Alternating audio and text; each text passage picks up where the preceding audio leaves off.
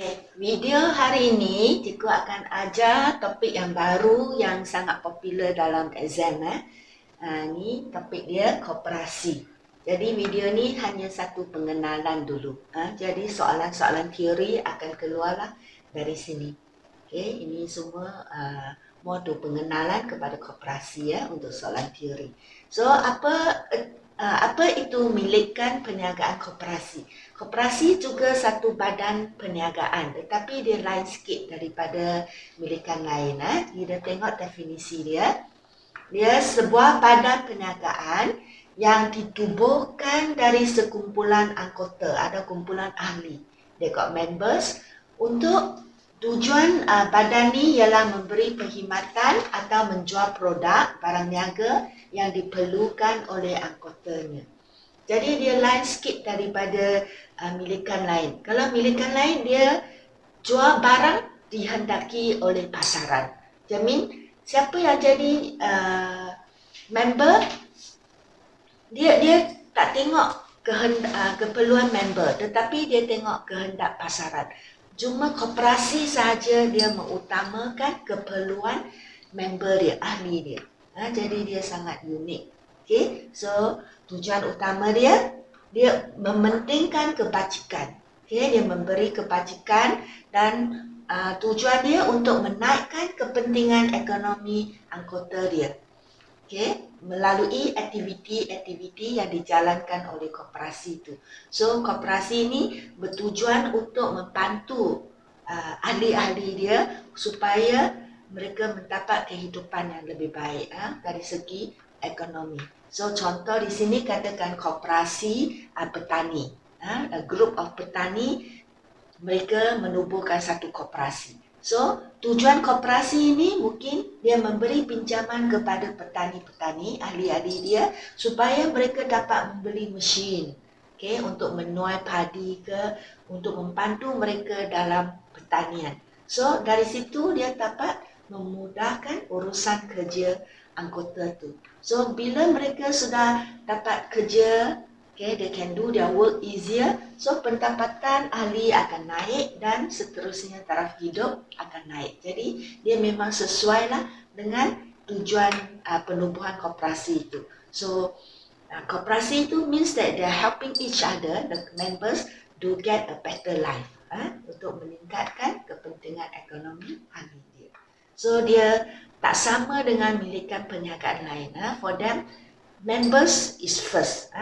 For them, members adalah diutamakan, ahli koperasi.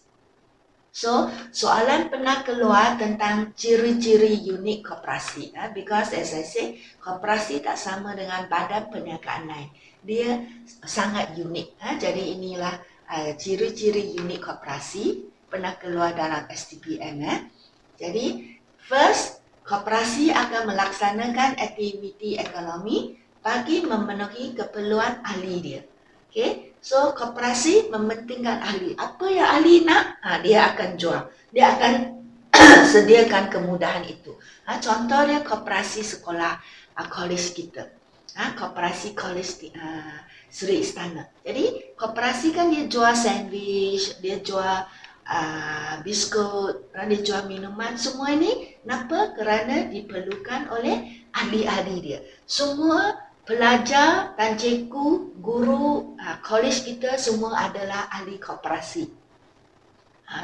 College Seri Istana. Jadi koperasi jualah apa-apa yang diperlukan oleh ahli-ahlinya.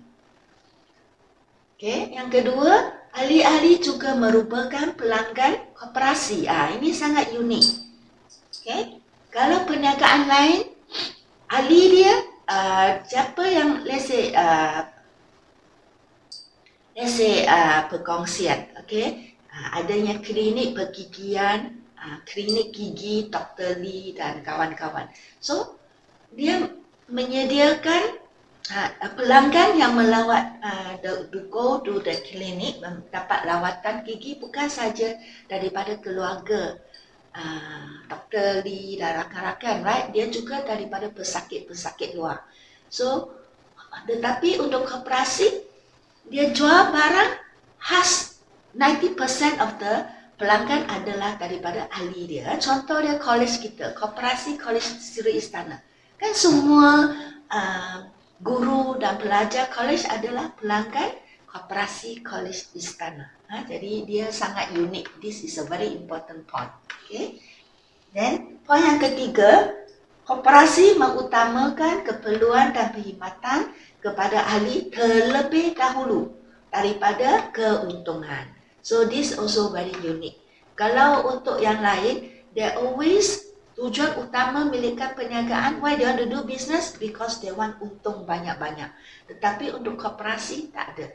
Okay, for them, keperluan dan perkhidmatan dan kebajikan ahli adalah diutamakan. So dengan ni barang yang dijual di koperasi tidaklah sangat mahal. Contoh dia koperasi t-shirt college yang dijual di koperasi hanya harga RM22. Jadi bukannya sampai 30-40. Why? Because kita pentingkan keperluan, kebajikan, keperluan dan perkhidmatan kepada ahli, kepada pelajar college kita. So point yang keempat pula, ahli koperasi yang akan mengurus dan mengawal perjalanan koperasi berdasarkan Akta Koperasi dan Undang-Undang Kerja Koperasi. Ini pun sangat unik. Okay? Ahli to run the business. Bukan yang orang lain, mesti ahli yang to run the business. Then dia kena perlu jalan berdasarkan Akta Koperasi, dan setiap koperasi ada Undang-Undang Kerja Koperasi. Macam Koperasi College Sri Istana ada undang-undang dia. Okay? That means that Undang-Undang Kerja is khas untuk Koperasi Sri Istana saja. And dia dipanggil undang-undang kerana memang dia pergi chop. Dia if anything happen, it go to mahkamah, memang ini boleh diguna. Jadi dia undang-undang kerja koperasi. So yang ini tak ada dimilikan perniagaan lain. So very unique point all this. Pernah keluar dalam exam. So jenis-jenis koperasi pula, ini cuma untuk pengetahuan anda. So far taklah penting sangat untuk exam. Kita ada semuanya 3 jenis koperasi. Ada koperasi asas, macam koperasi college kita. So ahli dia is daripada individu or from the pelajar dan guru, orang keseorangan. If seorang, if you sudah dewasa, if you are in that college, then you layak menjadi ahli. Kalau dia college sekolah lain, kalau ahli pelajar sekolah lain tak boleh. Dia must, kalau nak jadi member college, koperasi college tingkatan 6, mesti pelajar di college itu. That is very unique yang tu. Jadi kalau ada 50 orang, bolehlah tubuhkan satu koperasi. So it's called koperasi asas. Dan yang kedua, koperasi menengah.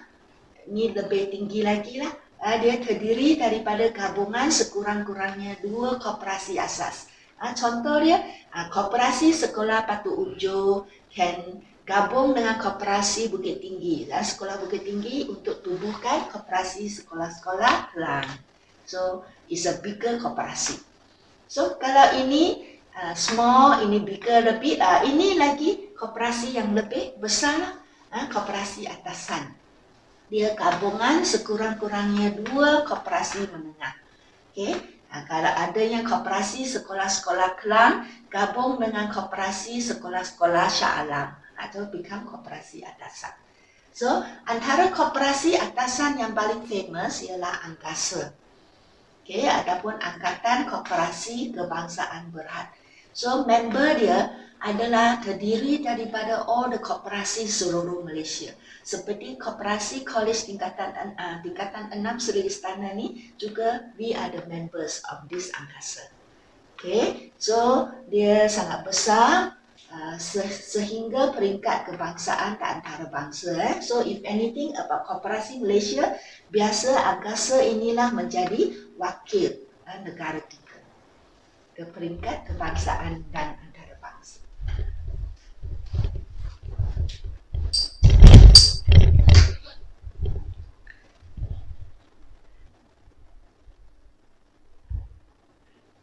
seterusnya ialah tentang prinsip-prinsip koperasi. Yang ni kadang-kadang keluar dalam exam untuk teori. Semuanya ada 7 prinsip. Anda semua kena hafal dan tahu ya. Jadi prinsip pertama, keanggotaan sukarela dan terbuka. Sukarela tak ada paksaan. Dan terbuka erti dia tak kisahlah wanita dari segi jandina, dari segi kaum, semua adalah terbuka kepada semua. Okay, macam college kita terbukalah kepada semua pelajar, tak kisah dia belajar Melayu ke, India ke, semuanya terbuka. Dan yang kedua, kawalan secara demokratik oleh anggota, ada ahli dia. Kawalan, dia mean demokratik lah. Kalau nak undi, siapa yang jadi ahli lembaga, biasa koperasi akan dikawal oleh satu ahli, lembaga.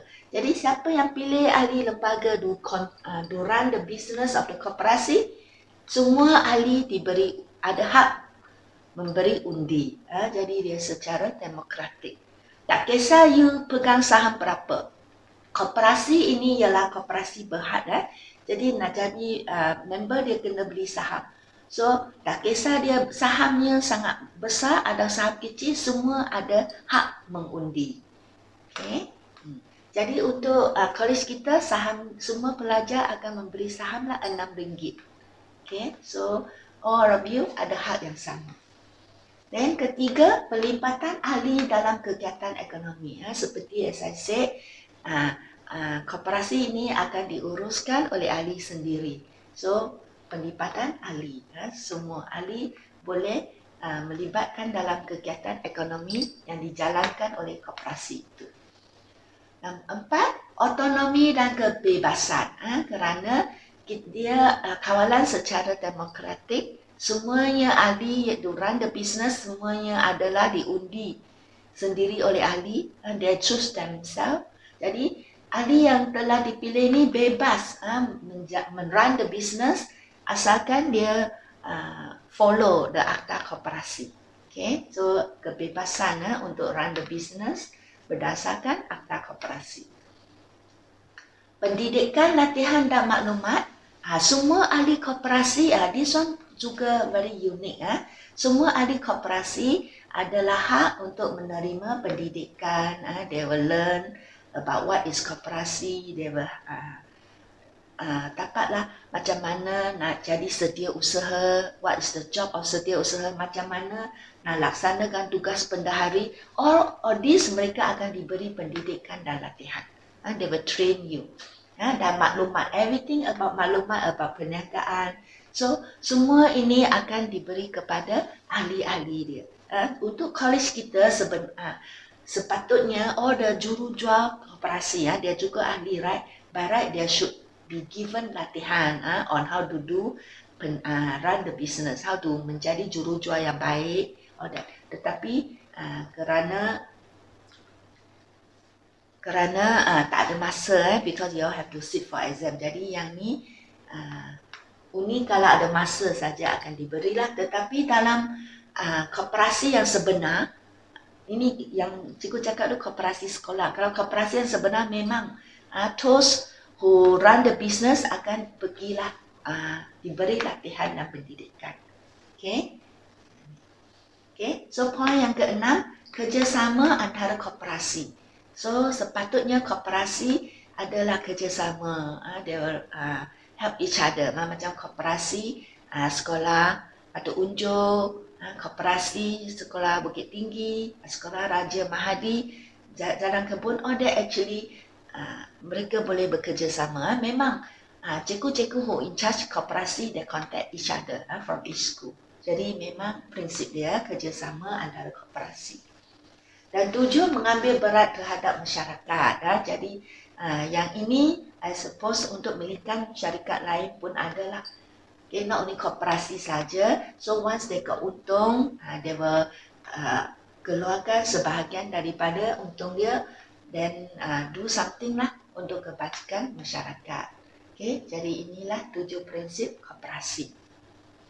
So seterusnya kita tengok dari mana koperasi dapat wang untuk run the business. Sumber dana koperasi ini sangat penting. Because yang ini you kena faham bila cikgu ajar penyata pendapatan,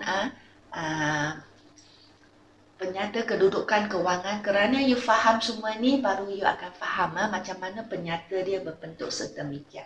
So sumber dana dia mean dari sini kita akan belajar dari mana ya koperasi dapat wang dia. Okay. So sumber dana yang pertama hasil operasi. Hasil operasi. When we say operasi, they mean business. Okay, semua adalah kaitan dengan jual beli barangan perkhidmatan. So we call it hasil koperasi. So hasil operasi dia first mesti dapat dari hasil daripada hasil jualan perkhidmatan atau barang niaga. Bukannya semua koperasi jual barang. Ada koperasi yang jual perkhidmatan. Contoh yang memberi pinjaman. So that is the main hasil of the koperasi lah. Then nak jadi member kena bayar yuran masuk. Like you all, college tingkatan 6, semua pelajar yang jadi member diperlu bayar yuran masuk RM4.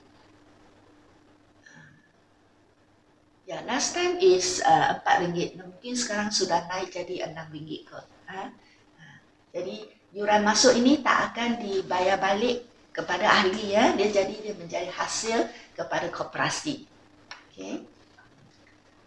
So faedah simpanan tetap, koperasi kalau dapat untung, some of the untung akan simpan di dalam simpanan tetap. So dia dapat hasil faedah. Ini merupakan hasil operasi juga. Dan kalau koperasi ada beli saham, buat pelaburan. Contoh dia koperasi college tingkatan 6, koperasi college kita ada beli saham daripada bank rakyat. Jadi setiap tahun bank rakyat akan bagi kita dividen. Jadi kita dapat hasil dividen. Dan some ada koperasi, like koperasi Sekolah Seri Andara School, mereka ada sediakan parking yang tutup. Tak perlu kena matahari yang panas, dia cukup parking. Some got sediakan local for the teachers, ada for the students. So dia dapatlah hasil sewa ni. So ini adalah hasil operasi. Okay. Then some tadi cikgu katakan koperasi mementingkan ahli dia. Kalau ahli ada masalah kewangan, some koperasi dia ada perkhidmatan memberi pinjaman. So kita dengan ni, kalau ahli pinjam mesti bayar faedah kan. Jadi koperasi dapatlah hasil faedah, okay, daripada pinjaman yang diberi kepada ahli dia atau anggota dia. Some of the koperasi juga akan dapat derma from the outsiders.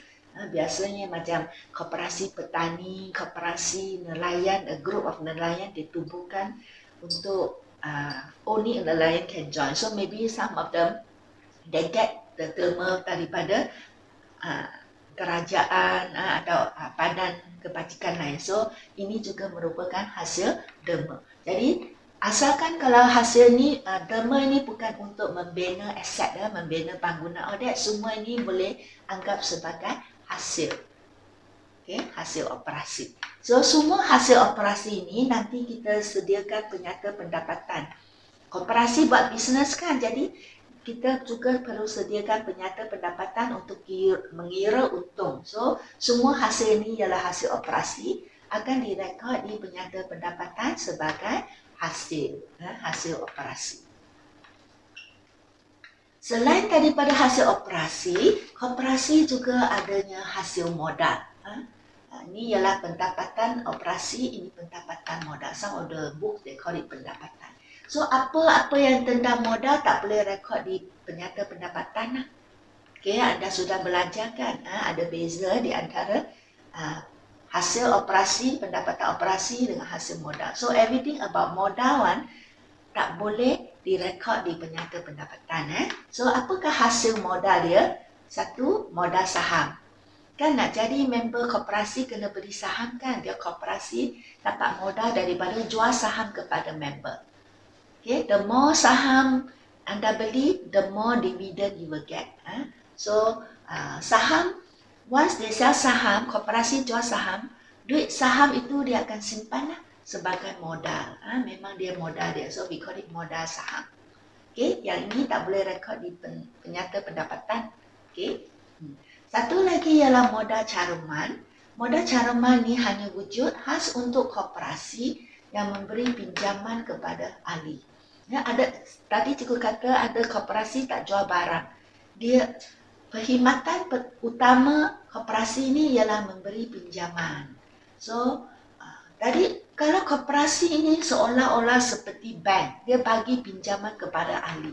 So, dari mana dia dapat duit itu? Kalau dia hanya bergantung kepada wang, dia kutip dari saham, tak cukup. Okay? So, biasanya dia akan menggalakkan all the ahli, all the anggota koperasi untuk membuat caruman. Macam caruman di sini macam simpanan lah. Simpan some money every month in the koperasi and koperasi akan bagi faedah. Macam koperasi ini dia berfungsi seolah-olah seperti bank. Dia galakkan ahli dia simpan wang di dalam koperasi, they call it caruman. Dan koperasi bagi faedah, interest kepada member yang simpan wang itu. Dan sudah dapat banyak duit, banyak caruman, dan only koperasi pinjam kepada ahli. So how's the koperasi get the money? They can provide pinjaman. So the wang yang disimpan oleh ahli ini dipanggil modal caruman. Okay, so dia berbeza dengan modal saham. Dan kalau college kita, College Sri Istana Koperasi tak ada modal caruman lah, kerana kita jual barang, bukannya memberi pinjaman kepada pelajar. No, we just sell things, barang niaga kepada pelajar saja. Jadi kita tak ada modal caruman. Okay, then hasil modal seterusnya ialah simpanan khas anggota. Okay, ini pun sangat special. Kita adanya simpanan khas. Setiap tahun, sebahagian keuntungan koperasi ini kita akan simpan yang diberi nama tabung. Okay, so dalam koperasi seperti college kita pun ada tabung kebajikan. So untuk pelajar yang miskin, boleh diberi diskaun ke, atau if they got some problem, koperasi sepatutnya boleh guna tabung kebajikan ni untuk menolong. Okay, so memang selama ni koperasi ada college kita. So bila ada apa function, memang koperasi akan guna duit tabung kebajikan ni untuk membantu. Macam ada majlis penyampaian hadiah, adanya majlis whatever lah, sukan. So koperasi sentiasa memberi sumbangan dengan menggunakan tabung kebajikan inilah. Just that you all don't know. Memang ada. So adanya tabung beasiswa, yang ni college kita tak adalah. This one usually for koperasi yang besar-besaran. Seperti tadi cikgu kata, mungkin ada koperasi nelayan, koperasi petani, koperasi pemandu taksi, whatever. So mereka adanya, koperasi ada tabung beasiswa untuk menolong, membantu anak-anak ahli dia untuk melanjutkan pelajaran. So they have this one, tabung beasiswa. Ada tabung khairat kematian. Yang ni semua koperasi ada, termasuk koperasi college kita. So kalau adanya pelajar yang parents, ayah dia ada ibu yang meninggal dunia, memang koperasi kita akan bagi sumbangan. Tak banyaklah RM50, biar koperasi kita kan kerja-kerja. Tapi memang ada tabung seperti ini. Okay, kita panggil tabung khairat kematian. Ada juga berbagai tabung lah, ini cuma contoh saja ya. Jadi semua yang ini adalah dipanggil hasil modal. Jadi dia bukannya daripada aktiviti, wang itu bukannya daripada aktiviti jualan perkhidmatan koperasi itu. Not the normal business. We get the money. So tak boleh rekod di PP, tak boleh rekod di penyata pendapatan. Mesti rekod di PKK. This one all wang simpanan. We keep one. So kita akan rekod di penyata kedudukan kewangan bahagian equity pemilik. Kerana this one is the wang ahli kan. Jadi dia adalah ahli kan, dia adalah pemilik. So di bawah tajuk equity pemilik ya. Dan tajuk dia ialah kumpulan wang anggota. This one adalah semuanya kumpulan wang, a group of money belong to the anggota. So we give a name kumpulan wang anggota. Dan adanya hasil dari kegiatan jual beli koperasi, adanya hasil dari modal, dan mesti ada perbelanjaan kan. Yang ni lah perbelanjaan dia. Ini perbelanjaan operasi ya. To run the business, we have to pay membayar perbelanjaan kan. Ini ialah perbelanjaan operasi. So seperti milik perniagaan lain, dia ada belanja gaji, belanja insurans, adanya belanja faedah kalau dia buat pinjaman. Buat bisnes mesti ada air elektrik. So ada belanja air elektrik dan belanja lain-lain lah. Okay, seperti milikan lain. Selain daripada ini, ada yang unik.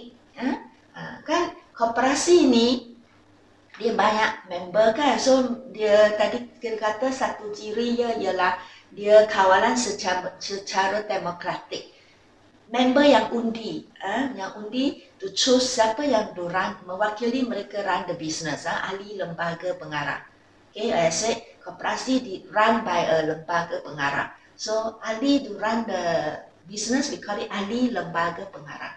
So in order to choose all these ahli lembaga pengarah, dia adalah mesyuarat agung tahunan. Okay, so dalam mesyuarat agung itu biasanya bila member datang, mereka diberi door gift, diberi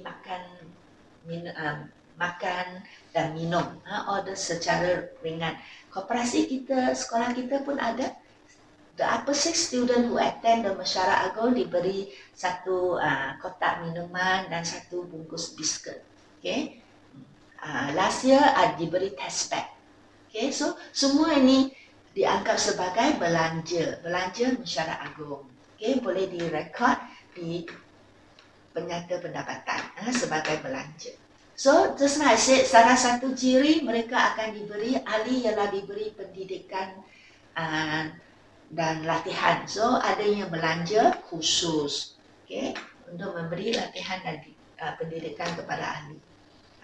Then I said, ahli lembaga pengarah run the business kan, jadi takkan mereka run the business macam ni saja, tak beri apa-apa. So at least some ganjaran kepada mereka. So adanya allowance ahli lembaga pengarah.